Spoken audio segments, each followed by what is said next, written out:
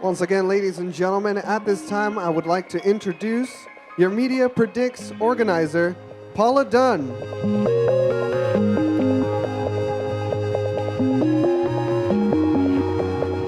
It's so great to see you all. Thank you for coming again to celebrate history in the making. This is the place where the tech industry, our media luminaries and chroniclers, talk about what will be hot or not, and maybe we can figure out what the next big thing will be. I'm Paula Dunne, president of Contos Dunne Communications, and producer and creator of Media Predicts, as past president of PRSA Silicon Valley. Our theme this year is Blue Sky, and it's about innovation, intelligence, and infinity. Ideas that can go anywhere, and research with no ceiling. Research that aims to find things out just because, or to solve the next big problem. And this coming away from years of doom and gloom predictions about the economy and world predictions. So the blue also signifies that this is really a period of calm, reflection, rejuvenation. So as you see behind me, the tree is beginning to reveal something, and its potential is limitless. So I'd like to welcome our esteemed speakers and honorees this evening, and you'll hear more about them soon. And I'd like to recognize a couple of VIP guests, Karen Tucker, the CEO of the Churchill Club, and Steve Wright with the Silicon Valley Leadership Group. I'd also like to recognize the fact that Access Communications has been a sponsor for 7 years. And more about that later. And Eastwick, Voce, Burson Marsteller, and Edelman for 6 years. Now, this year's president of PRSA Silicon Valley will be recognizing all of our sponsors, and he's also going to introduce our moderator and master of ceremonies tonight. But before I welcome him to the stage, I just want to note a couple of housekeeping items. First, please turn your cell phones to vibrate. Second, if you're tweeting, use the MP14 hashtag. And finally, don't forget to check in. And now, please let me welcome the PRSA Silicon Valley president this year, David McCulloch.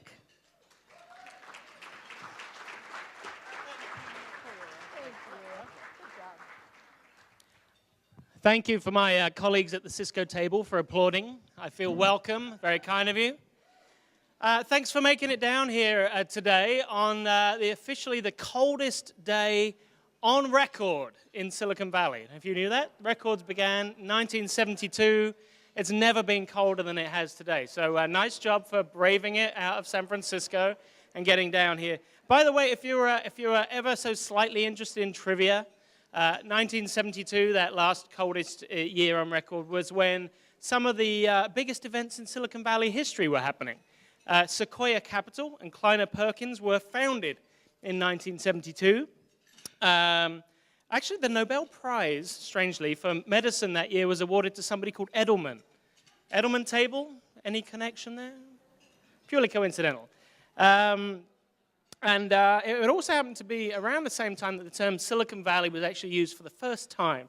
A guy called Don Hoefler, one of our esteemed media colleagues for electronic news, used that term for the first time. So there you have learned something about the trivia of Silicon Valley if you didn't know it already. What I will say is that many of you will be experiencing PRSA Silicon Valley for the first time this year, perhaps the only time. And this is a great way to experience our chapter. It's obviously a fabulous night and a highlight of our calendar. But there's a lot of other things that go on. And this is a time of year, actually, when you can sign up for next year's board, next year's committees. And I encourage you to do so. We have an absolutely fantastic board this year. It's a great opportunity for you to network and build your connections and do some professional development within the industry. Give you a quick example of the types of things we do. We had more than 30 students at Bay Area PR schools enrolled as mentors this year. Thank you, Mar, who runs our mentorship program.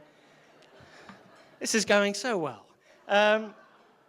We also help you build media relationships with up-and-coming media organizations like Quartz, and well-established, like those from UBM. So hi to the PR Newswire guys, part of UBM, of course. And our Inside the Newsroom series is a really popular way to build those connections with the media. We provide senior-level networking opportunities also through our senior leadership dinners. We provide a great discussion for the heads of agencies and corporate PR teams through our Future of PR event. And as I say, lots of career opportunities, development opportunities through mingling with our board. On that note, actually, for those who are on the board, if you just stand up for a second, I'd really like to recognize those who've given a lot of their time in the past year. Hey. I could call on the board members who didn't stand up. Come on, David. But just for your edification, we have Fleischmann, SAP, Facebook, Highwire, EMC, Trulia, Edelman, C3PR, City of San Jose, and Handler PR, some fantastic organizations that are on our board. So if you want to build connections, maybe even find new ways to drum up new business, there are worse things you can do than get involved with PRSA Silicon Valley. So as I said, we're accepting nominations for board and committees, so hop on over to PRSASiliconValley.org.com, one or the other, you'll find out. And sign up. But before I introduce the folks you really want to hear from, I just want to say a few more thank yous. Putting on an event like this is clearly a professional endeavor, and we have Paula's wonderful organization to help us there. But we have an awful lot of help on the non-professional, the volunteer side. So I just want to say thanks to Jason Gross, to Sarah Sullivan, Julianne Moore in particular on our sponsorship committee. Give those guys a little round of applause, please. And also really important in pulling together all the different elements of this event, Amanda Sernkovich, Janelle Hester, Falcuni Buta, and of course Angie Roberts, who many of you were greeted by as you came in this evening. So thanks, guys. It takes a lot of folks to put on an event like this. Much appreciated. On the subject of thanks, this event is so important to us because it helps, frankly, fund a lot of the programs we bring you throughout the course of the year. So our sponsors, you all who've paid to be here this evening, are incredibly important to us. I want to particularly thank our gold sponsors this evening. At Gorkana, guys at Gorkana, which table are you at? The light's in my eyes, thank you so much. Also to eSuite Communications, where are you guys? Oh, right here. You were loud last year too, weren't you? I seem to remember that. Yeah, I remember that. And this, of course, gives the perfect opportunity to everyone at Voce to be even louder as our...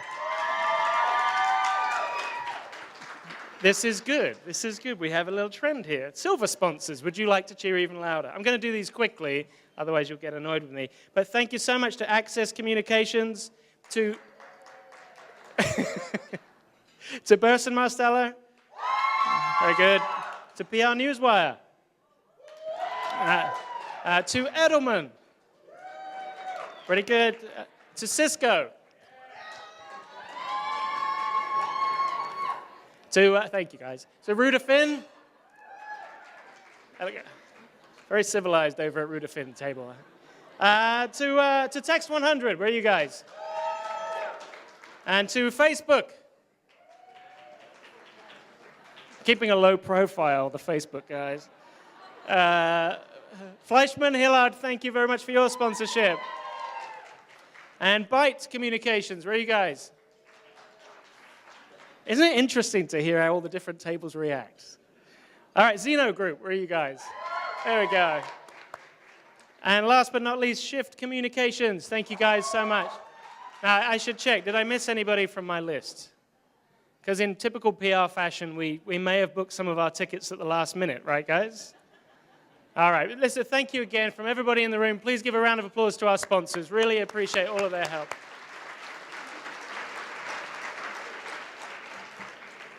Okay, so let's get to the main event. We are absolutely thrilled that Scott Budman is returning as our moderator this year. Yeah, it's worthy of a round of applause.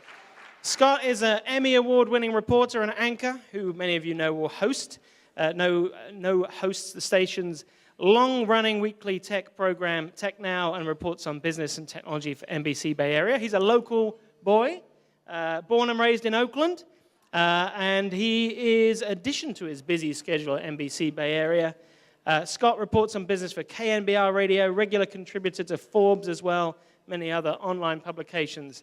As if to prove his superhuman feats, he also devotes a lot of his time to the big brothers and big sisters of Santa Clara County and supports the Second Harvest Food Bank. So please give it up for Scott Budman.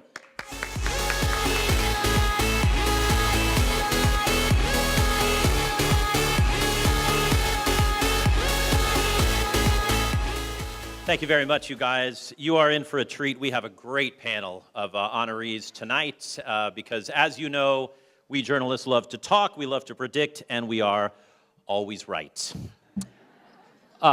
In sticking with the theme, and I wanted to thank you for coming out and being part of this tonight. In sticking with the theme, by the way, we are going to airlift your after-dinner drinks via drone.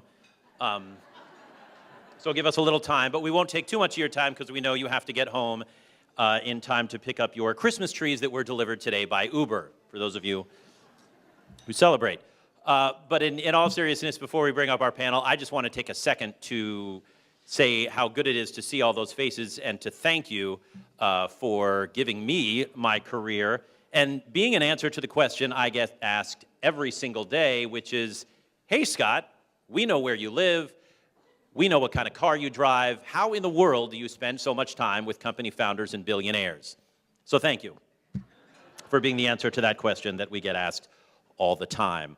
And with that, I want to bring up a very distinguished panel of honorees. They are journalists who spend all their time, literally all their time, digging into technology trends, what's hot, what's not, and want to show you a little bit of history of this night. We got a couple of videos for you. The first one is sort of a historical look back at some of the predictions that we infallible journalists have made through the years. So let's roll that first and give you a little hint of what we've come up with in the last few years.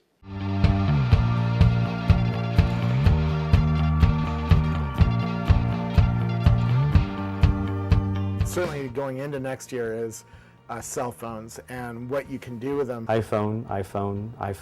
The iPhone. Or Google, Facebook. People being incredibly social on the web. That Microsoft is still a real force to be reckoned with. 2009 might be the year of the robot. The continued emergence of the mobile internet. I think losing your job is going to be a very big thing in 2009, unfortunately. Collective intelligence. In 2010, we're expecting Apple to lead the way into a new category of device. Probably has to start with an Apple tablet. Location will matter on the web. The big companies are just going to keep getting bigger. I don't know, maybe it's a bold prediction, but I think Twitter goes away in 2010. 2011 is the year when cord cutting finally becomes a reality. People are going to start getting rid of their cable subscriptions. If we see a Verizon iPhone in 2011, that will be big. Biggest drama unfolding in Silicon Valley for my money is the story of Tesla. I think the future is all about mobile apps. There's going to be a point eventually where we don't have phone numbers, but instead we're calling Facebook profiles. The media will still be rich with stories about super brains, artificial intelligence, and Skynet. My prediction is that Apple's going to come out with a TV in 2012 that is going to be a major consumer hit. Google Plus will prove to have been initially overhyped. Google will go back to the drawing board and will start to build it in a way that's a lot more sustainable. You've actually seen people in 2011 talking about tablets overtaking the PC, and that's not going to happen. I think 2012 is going to be the beginning of bringing 3D printers into our homes, where we all have a 3D printer just like we have an inkjet printer right now. In 2012 and beyond, I expect to see big data really hit the market. Not in theory, but in practice. I don't think Windows Phone is going to dethrone iOS or Android in the top 2 spots, but I think it's going to find a nice, comfy spot in third. I predict that the government will try to regulate the internet more in 2012. 2012 will finally be the year where Oracle really takes IBM to the mat. You're going to see more mainstream users using Twitter, liking Twitter, Twitter getting simpler. Amazon will come out with a phone. The first very serious attack on important U.S. assets. Security technology. Amazon versus everyone. More Android-fueled devices. Healthcare companies that are selling data services. Public sector spending will start to come back. Facebook will get into search. Google Glass. Wearable computing. We'll see a platform war over electric cars. In 2013, I think we're finally going to see Twitter figure out their business model and potentially go public.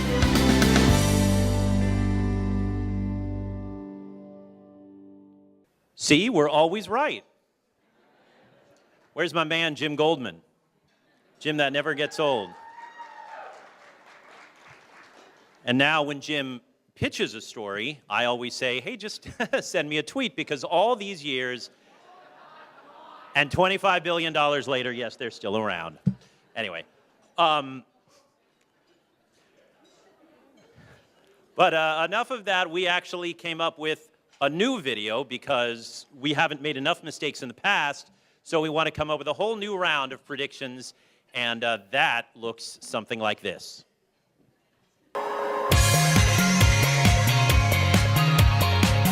biggest tech news story of 2013 for me was undoubtedly the NSA revelations. A global and quite emotional debate about NSA surveillance. The extent to which the NSA has compromised tech companies like Google, Microsoft, Facebook. I think two things that have been pretty big in 2013 were wearables and messaging, like Snapchat and WhatsApp and MessageMe. I love the way that Elon Musk has taken the money that he made at PayPal and has put it into real things. Terrific cars, space exploration. He'll be the most remembered entrepreneur in Silicon Valley 50 years from now. In 2013, it looks like Facebook is on the upswing. Facebook had a really good year, and they totally own mobile advertising right now. Tech stocks, biotech. The West Coast got sexy again, and people wanted a part of all these companies, profit or not. Apps, that's sort of where the center of energy in the tech business has moved to. Another big event for me was the Twitter IPO. Unlike the IPO of Facebook, it left a lot of money on the table for individual investors. It was the yin to the Facebook yang. I worry that if they have to make money, they might ruin Twitter. Box, Dropbox. You're seeing more people that are using their personal devices but need to do work on them too. So they're relying on cloud storage apps like Dropbox and SugarSync. Silicon Valley has been one of the largest engines of wealth. If you needed healthcare, if you needed anything stored or protected or secured, you turn to Silicon Valley and technology. The prospect of artificial intelligence completely solving all of these seemingly unsolvable problems in medical costs, I think, is underestimated. The use of data is driving business decisions across many industries. You see hospitals using big data systems to attach sensors to patients so that they're monitoring them in real time. Really cool app I love is Strava. It tells you where you've gone, how fast you've gone at different points. Google was big. This game is Google's to lose right now. They are not afraid to accelerate spending on risks. Android's momentum is almost unstoppable. Motorola came back. Their Android strategies seem to work. A shift from the consumer electronics mastery of Apple to the marketing muscle of Samsung. From a consumer tech product perspective, I think Apple still reigns. If you think that Apple is on the rise, I beg to differ. As technology speeds up, people become the slowest moving part. So how we organize people into effective teams is huge. Consumer e-commerce kind of reached its peak. When you have companies that specialize in selling razor blades and butt wipes, I think that's a sign that maybe we've gone a little bit too far. The amount of data available in the world is doubling in size every 2 years. You see hotel chains that have looked at Twitter and through analyzing what people say about the hotel, have actually changed the food that they offer in restaurants and the design of the hotel. One of the most successful companies in 2013, I think, was Palantir. All that monitoring of data that the federal government and the NSA is doing, Palantir makes a lot of that software. I think we might be at the tail end of a mini bubble. It was kind of an embarrassing year to be a technologist. Overall, I think it's been one of the more boring years for technology. We wanted flying cars. We got 140 characters. It's no surprise that the government is snooping on you, right? But what blew me away is the extent to which they're snooping on us. All right, hang on. Before I start, I'm going to take the battery out of my phone. Breaking into the internal systems of major American companies, Google and Yahoo, to mine user data. I don't think anyone knew that they were collecting all internet buddy lists and address books. That's what dictatorships do.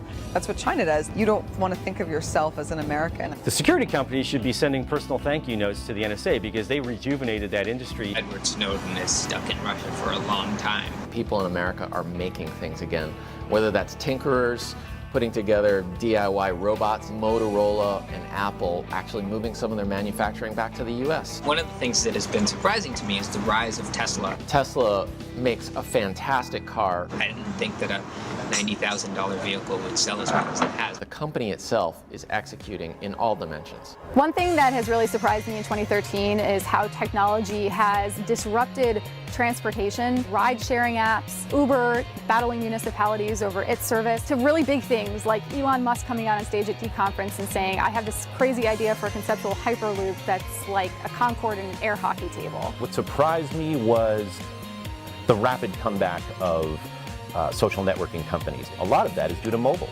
Twitter managed to go public without a single woman on its board. Nothing to me has really blown me away this year in terms of a new product that's going to disrupt the market in the way we saw maybe back in 2010. I think Apple is going to regain its position as the most innovative and interesting company. Everyone was waiting to see whether this most recent iPhone release had NFC built into it, and it didn't. So now I think NFC is probably going to be one of those things that is the next big thing, just like it has been for the past 10 years. I think wearable tech will be the most overhyped technology that doesn't yet deliver, but we'll see more watches. If Apple doesn't come out with a watch in early 2014, there's definitely blood in the water. They've hit an innovative rut. Use that $150 billion of cash you have to go out and reinvent some new industries. Maybe Apple will release a smartwatch in 2014, maybe they won't. Perhaps a larger screen iPhone? I wouldn't be surprised if Google Glass ends up being a wristband of some sort. It's not quite at wearables 2.0 yet. The next generation of wearable technologies must take into account the long-term effects on the body. In terms of wearing glasses and smartwatches, aren't we going back to the past? Think we could wear something on our nose? We're all emitting data, and I think that is a paradigm shift that's happening in the way people think about themselves and the body. The value that wearables provide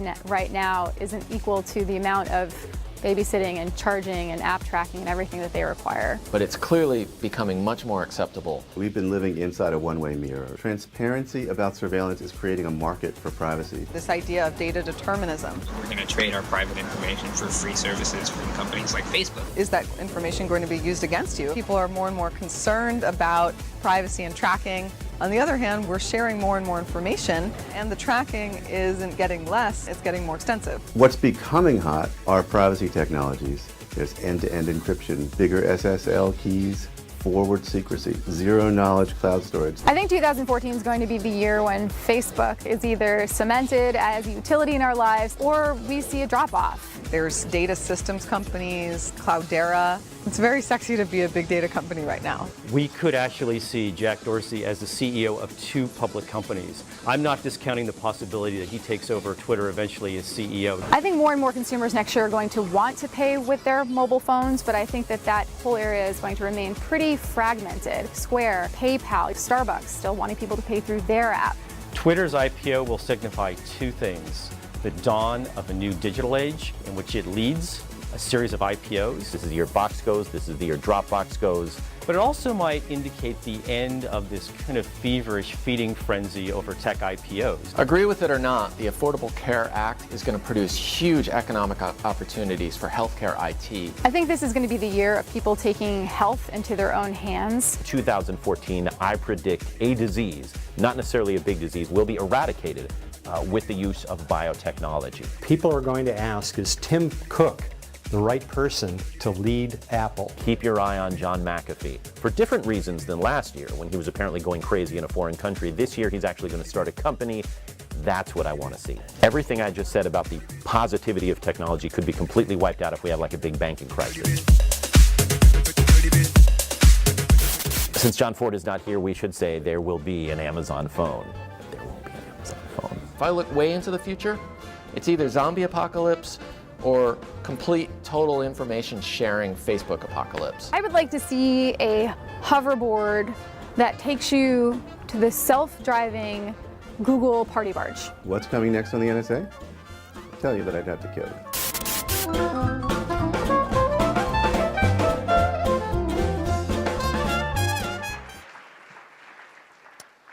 Want to give a big shout out, thank you to Paula Dunne and the people who put that video together and made us all look reasonably good. Thank you very much. What I'd like to do now is introduce you to our honorees, our guests tonight, and they are a great crew. Let's get it started. They're going to join us on stage, and then we are going to have a free-form discussion. We're going to take their predictions, discuss all this stuff, and then also open it up to you guys as well a little later to ask some questions and make some predictions, and eventually look for the drones with your after-dinner drinks, because they are coming later. First, I want to start from VentureBeat, Dylan Tweney, the executive editor. Under his leadership, audience at VentureBeat has more than tripled. He writes the Dylan's Desk column as well. He's got a weekly series on Silicon Valley, the tech industry, and its impact on business. Please welcome Dylan to the stage.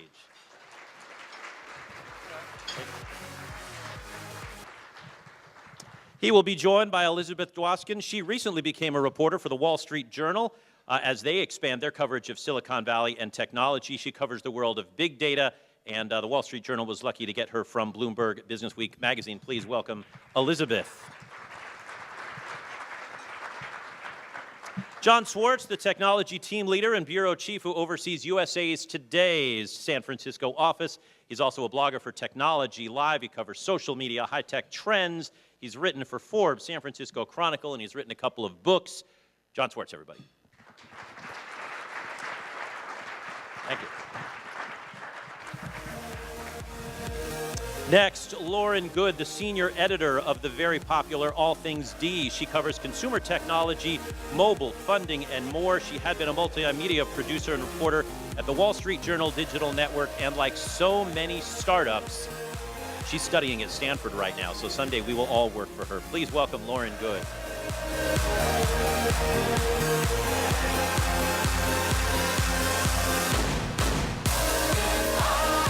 Rich Karlgaard is the publisher of Forbes magazine. He writes the Innovation Rules business column. He is a regular panelist on the business show Forbes on Fox and has been a frequent guest analyst on CNBC. Everybody from Forbes, Rich Karlgaard. A longtime friend of Media Predicts, by the way. And Farhad Manjoo, a leading journalist, author, and influential Silicon Valley voice. He recently took the job as columnist for the Wall Street Journal. You may also read him for Fast Company. He is also a regular on-air contributor for NPR. Farhad.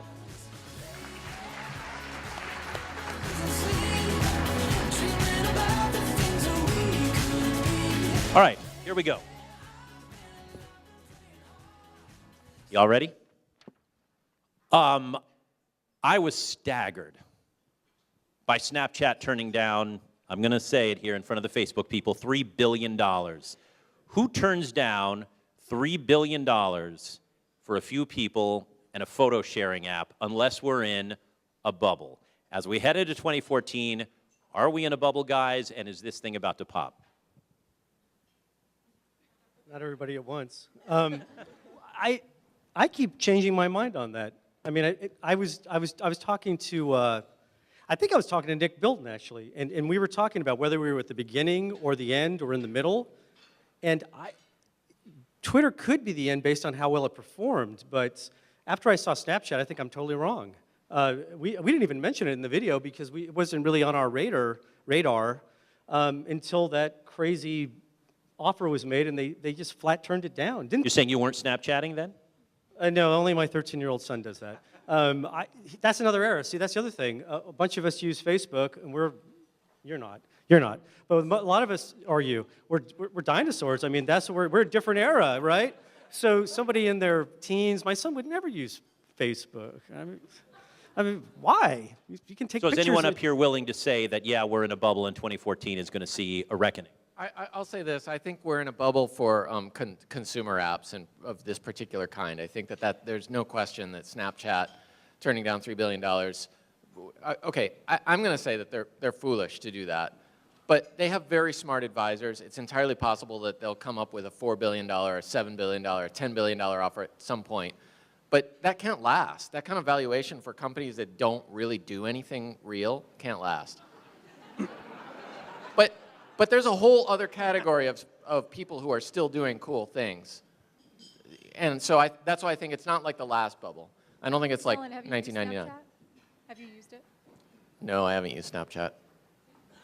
We're going to Snapchat after this. I'm not vouching for it. We're going to Snapchat. I'm going to show you what it's all about.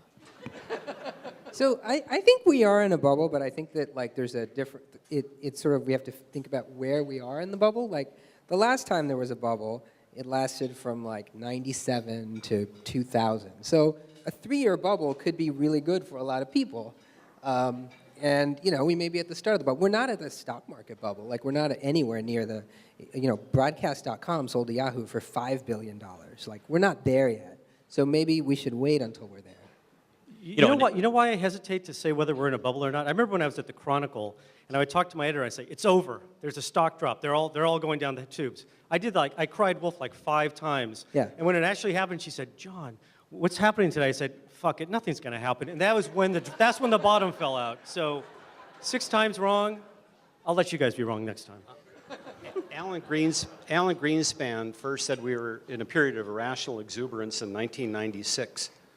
And the tech bubble didn't pop until March 2000 when it went over 5,000 points. But look, I think we're in a tale of 2 worlds here because Snapchat clearly indicates that we're in a bubble in certain parts of the economy. But you'll recall, it was in Farhad's paper, I think 2 weeks ago tomorrow, where the story was reported that Snapchat turned down $3 billion. Right next to that was a story of Cisco missing its earnings by a pretty big margin. And a lot of big enterprise technology companies in Silicon Valley are having flat years. And there are companies that would be happy to have flat years. And their PE ratios are not high. So in that respect, it's a lot different than the late 1990s, where every technology company in Silicon Valley was in a bubble. I think we've got a micro bubble that is isolated with certain kinds of app companies.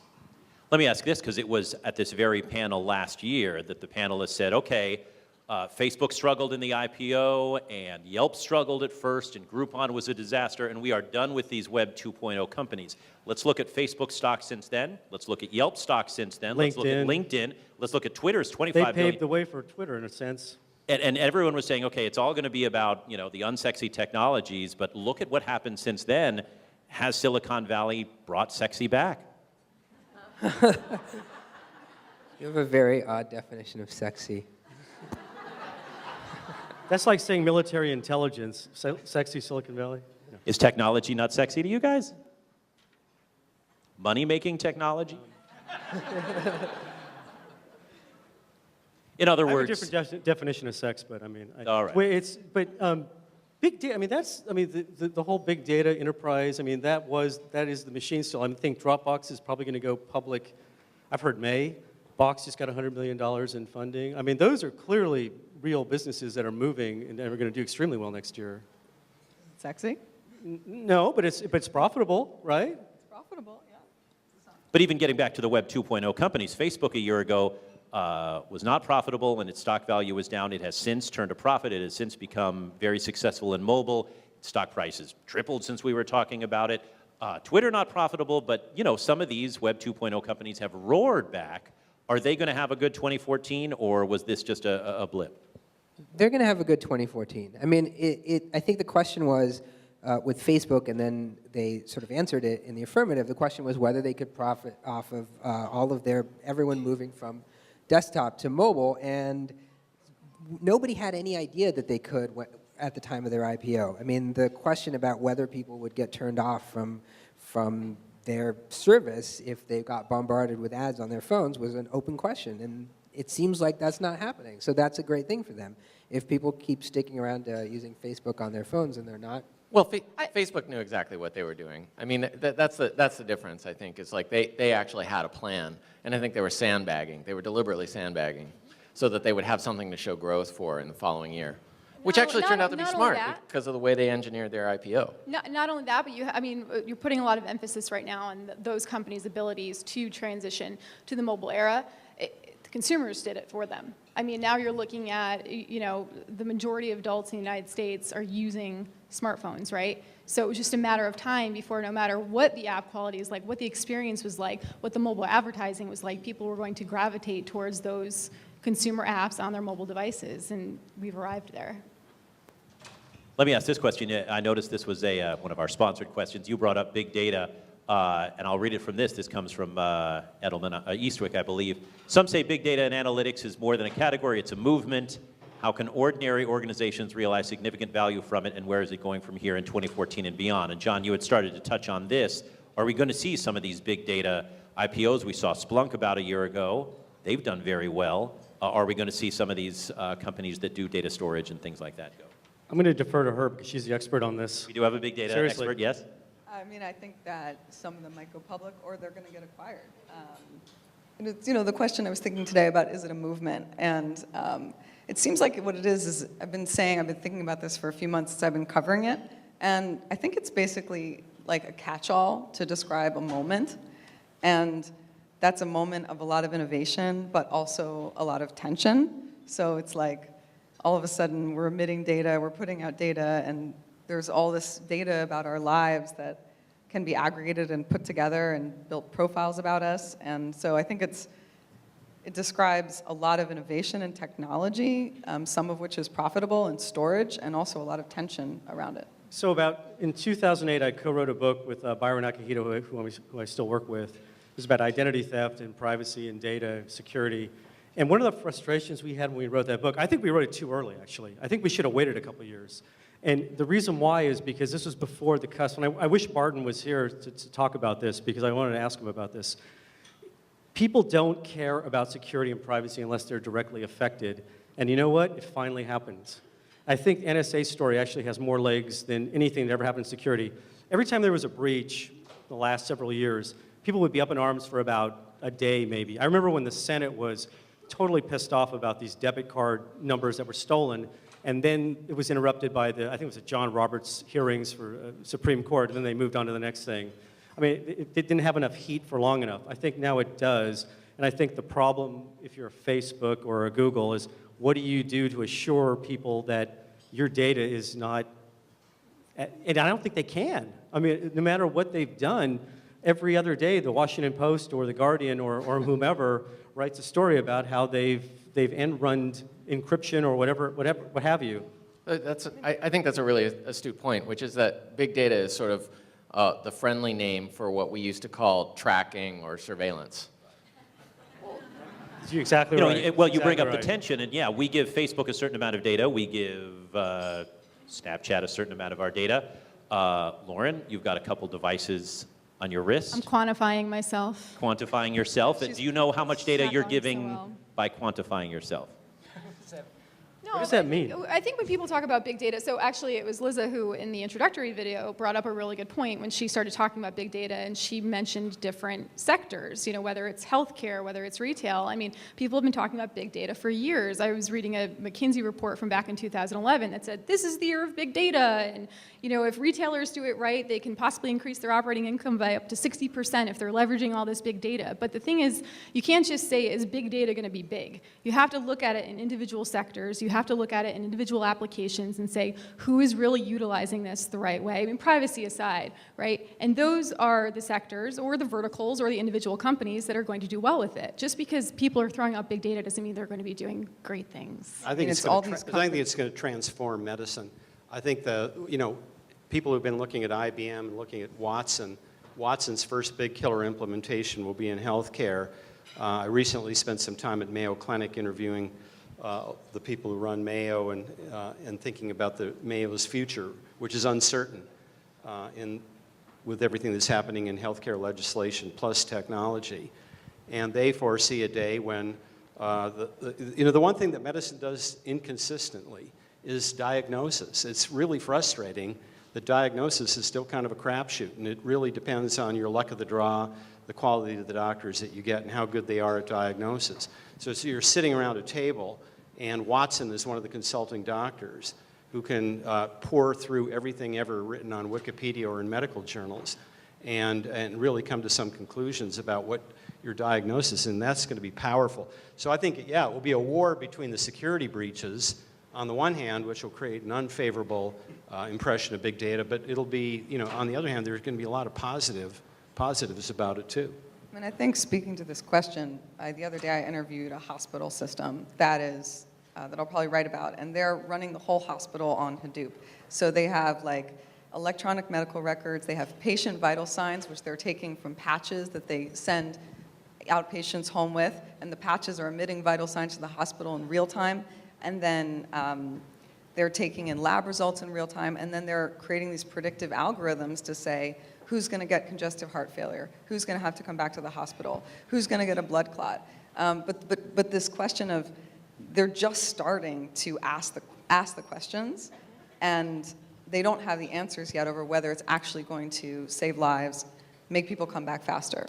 And the FDA just told 23andMe that they can no longer deliver the news that I am 3% Neanderthal. You might hurt yourself.